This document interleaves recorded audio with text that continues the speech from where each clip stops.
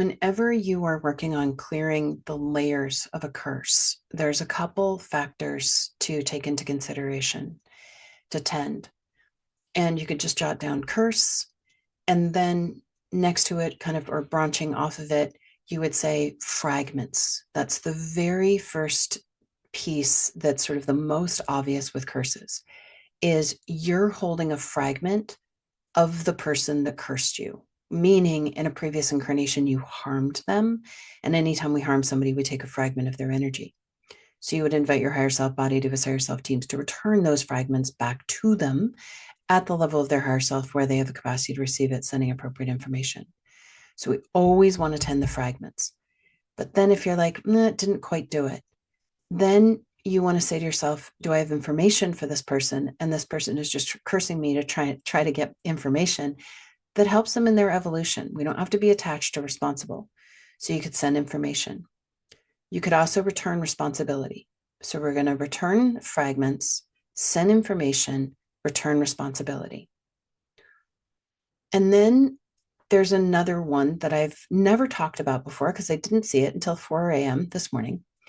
And it is recognizing that sometimes people will curse us because our energy is similar to a previous traumatic experience that they had with someone in this incarnation or a previous incarnation. So they're attacking you because you look like, feel like the person that harmed them. Okay. So with that, there's a process, but I want to just talk about a couple more layers. The other reason people will curse you is because you have a gentleness inside yourself. You have a safety. You have energetic information. You have a wisdom. And they're hoping that if they attack you, because that's what a curse is, that you'll hold a container for them to heal. But a lot of the times when we get cursed by somebody, we then get reactive, we get angry, we retreat, we run away, or we attack back. And that stops the healing process. So there's 3 processes for healing. The first one is upset. The second one is attack, the people that are holding the container, hopefully, and to see if the container is strong enough. And that's why like therapy can be really useful, because the therapist ideally is holding us really safe container. And no matter how much the therapist gets attacked, they don't budge. And then the third layer of healing, which is profound, is then going through that emotional process, processing the emotion that didn't get processed at the time of the trauma.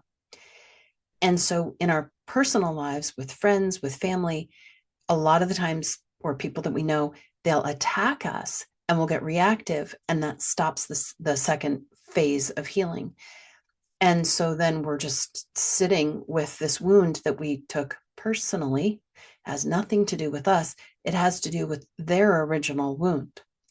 And so then, so that next layer is recognizing that somebody will sometimes curse you because you are holding a safe space.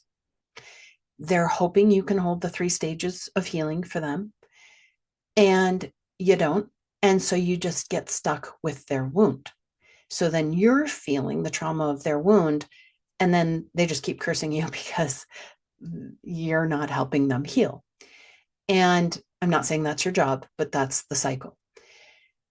And so if we recognize that, oh, they're cursing me because I hold a safe space and I just need to hold a container of compassion for them, and then you can call in their guides or advisors to maybe reference that moment in time when they were deeply wounded, return that wound back to them where they have the capacity to receive it, wherever that might be, send appropriate energetic information, help them heal that wound.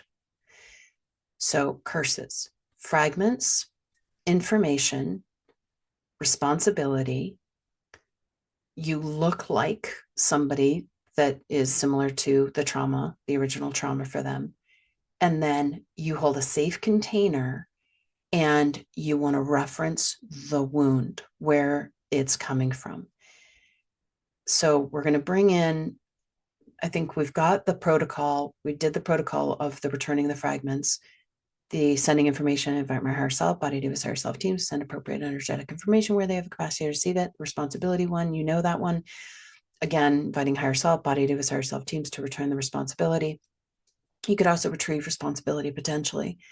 And then the next one of you look like someone that's similar is invite your higher self, your body, divas, higher self, your teams to connect with them at the level of their higher selves, body, divas, higher selves, and teams, and to show them appropriate energetic information of who you are and how it's different than the person that harmed them. Like, hey, updating your reference points. This is my identity.